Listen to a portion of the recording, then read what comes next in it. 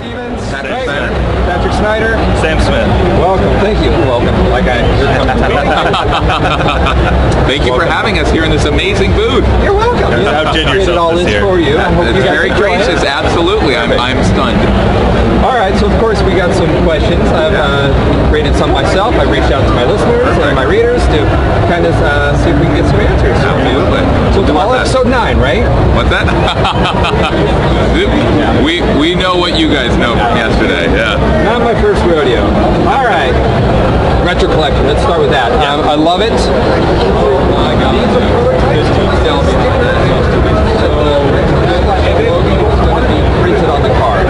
No, these are it. Final. Yeah, it's stickered. So it will be stickered. It will be stickered. Very cool. Yeah. All right. I think that will make a lot of people happy. Can't comment on the tackiness of the sticker. I don't know if it's low tack or high tack, but remember Barnes & Noble patented the sticker technology to make those stickers come off super. yeah.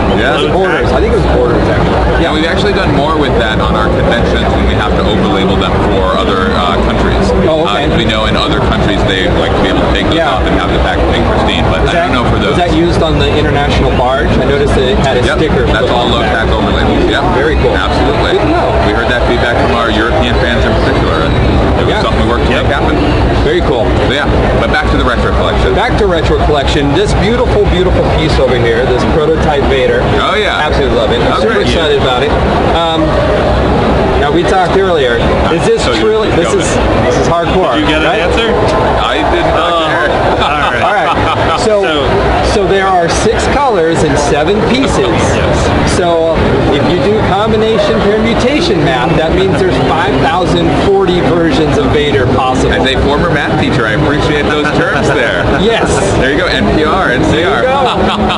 I have a pin for you. I'm a teacher too. Oh, really? So I have a pin for Star Wars teachers. That's great. Absolutely. Awesome.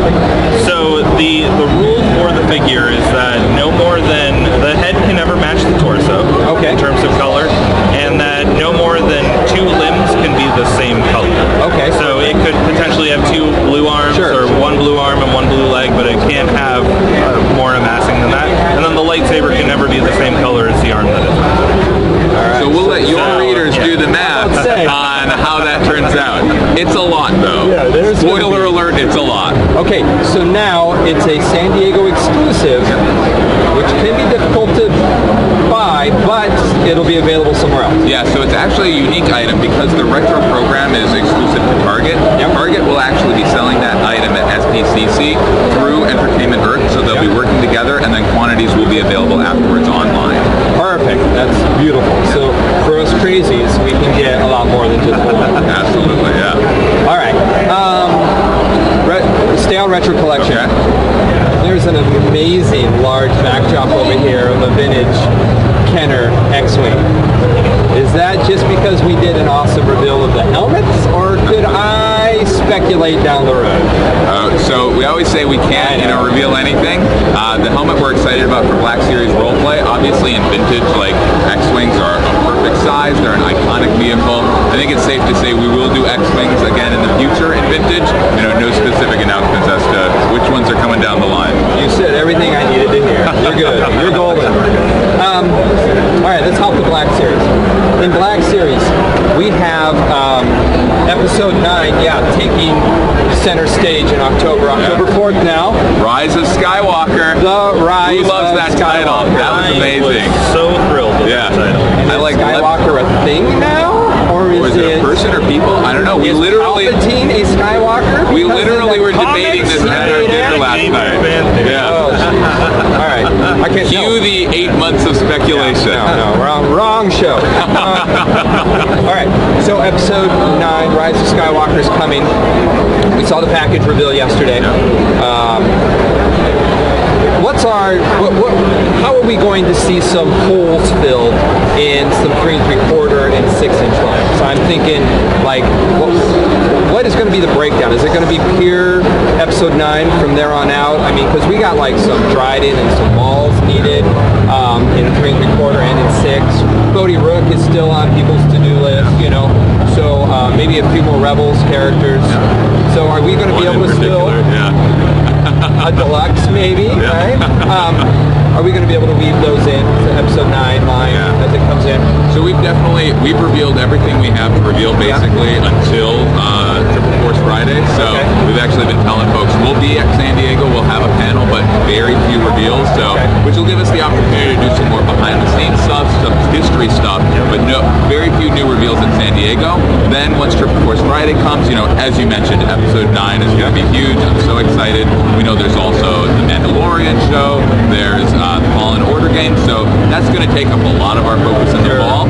We might weave a few classic characters in here and there in both of the lines. But then 2020, certainly spring of 20, we're going to get some of those characters from those Triple Force properties that we weren't able to get to.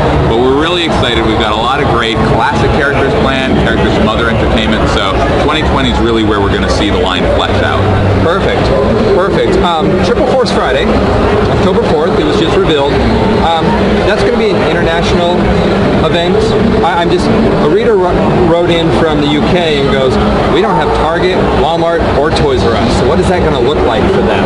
Absolutely. So obviously we're working with all retailers around the world, and obviously here in the U.S. we know about Walmart and Target, but we've gone on market visits kind of around the world, and we're very aware of the retailers in all markets, and we have teams in each market who are intimately familiar with those particular retailers. So we're working to execute it in all retailers so that fans everywhere can get it. In terms of the celebration, Lucasfilm is absolutely on the same page. They know that Star Wars is a global phenomenon. Huge fans everywhere. We know it. So we're working together with them to make sure that Triple Force Friday is a global phenomenon. Perfect. And that would be good because I know I have some friends down in Australia and they've seen very few of we're up to wave 4 here of the vintage collection, and they're still on wave 1. So getting that distribution might be easier, I'm going to assume, when a movie's out and you have some more feet behind it. Distribution always comes up. We always say it's kind of crazy that fans want our product, we want to get it to them, and we can't always make it happen. There, right? And those middlemen are great as well, middlemen and middle women. So we're always working together to improve distribution. One thing we did recently is we moved to less waves throughout the year and more figures per wave, because it's just hard for retailers to work through 6 or 7 waves in a year. Some are late, some are early, so moving to less waves will allow the retailers to get to them more easily and allow us to be better partners to them. Perfect. Let's go to the Vintage Collection still. Vintage Collection, you had your 4 reissued figures, or 4 photoreal improved figures, right? In the Vintage Collection. They've sold out here at the show, which is very cool. And could we potentially hold our breath for more of those? Because I know we have some exclusives coming up. The DeLorean is coming up, and the 41st Clone Trooper, the Elite, the Elite. But potentially more in the future? So I think they're in 2 different camps. So you're talking about the reissued, the Luke, the Han, the Vader, and the Leia. So that was basically driven by, obviously we've got our beautiful archive in Black Series, right, which is our way. We know that there are fans who, want to get into the Black Series, but weren't there when it began, and so we wanted to get those core characters out for them. We started talking about doing an archive for vintage, and then we were like, well, it's already in the timeless packaging, we can't change the packaging. So the other way to do it was to put out waves of those 4 main characters for fans. The idea started with Europe, but fans here in the US as well who want to get into vintage but want those 4 characters. So that will absolutely continue in the future. We've got a Boba Fett that we announced at New York Comic Con that'll be coming out later this year on a wave with the Stormtrooper, Chewbacca, and R2-D2, so kind of a consolidated wave there, and absolutely something we'll continue doing in the future. In terms of characters like I think it's the 501st Elite Clone Trooper, those are different because those are some redecos and some retools. I don't know. Correct. So those, I believe that's actually the 3rd release of the figure. In 2 initial releases never really got the deco correct. So getting that out with the correct deco, with the photoreal and the Tamara Morrison portrait, and finally being able to put it onto the vintage card, it's an exciting one to finally have in the books. And I would say we're always looking at opportunities to do that. So like the Return of the Jedi, I know it's cool to describe it. I know. The Return of the Jedi Luke in our convention item that we announced yesterday was another one where Sam and his team identified a problem. Exactly. Right. Again, it was a character like Jedi Luke in his initial release as Endor captive, but he had the card back that suggested he was inside of Jabba's palace. The name, and then they put him in the lightsaber assembly from the deleted scenes. Well, they gave us soft goods, arms, and so it was just something where it's like kind of nitpicking because it was like, oh, it was so close to being a perfect Luke, but now we have the opportunity to give it an all-new digital portrait. So phenomenal Mark Hamill likeness, digital face printing for the deco, and then being able to give him new hands that really, as we've refined our technologies and started getting minimum wall thicknesses down and just material tolerances, able to give him a smaller, more accurate wrist, which we're thrilled about. Awesome. All right, final question. Yeah. Galaxy of Adventures over here, the new tube line that we have, they've raised the price point of the 5 POA to $10. And will that be something that the 5 POA will continue forward at that price point now in the future? Because in the future, I know you can't talk about episode 9, but we've always had a kind of a kid-friendly and a collector-friendly. Is the kid-friendly now moving to probably, or future Galaxy of Adventures going that route?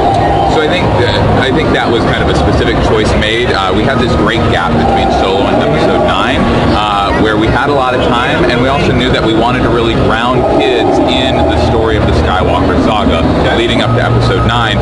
Partly because just since 2015, 4 years have passed, right? Like there are kids who have been born in that time who are now getting into Star Wars, and so we wanted to ground them in the saga. So we put that comic book in with the figure, and that's what raised the price point. As to where the line goes, we'll have to wait for Triple Force Friday to see. It's too long away. I know, it's 6 months, like I'm counting the days, but it's going to be an amazing day and then an amazing 3 months to lead up. Obviously, we know Mandalorian's coming in November. Like, it's going to be a great fall. And Andor's got stuff going on now, and who knows what Golden Age cartoons for are Star Wars down. content. Season 2 of Resistance is. We need more of those figures. And I like that you like Action Fleet, because me too. And wouldn't that make a great fit for Resistance? The Ace Squadron and entertainment driven around vehicles. Right. Absolutely. All right. Thank you so much. It was a pleasure.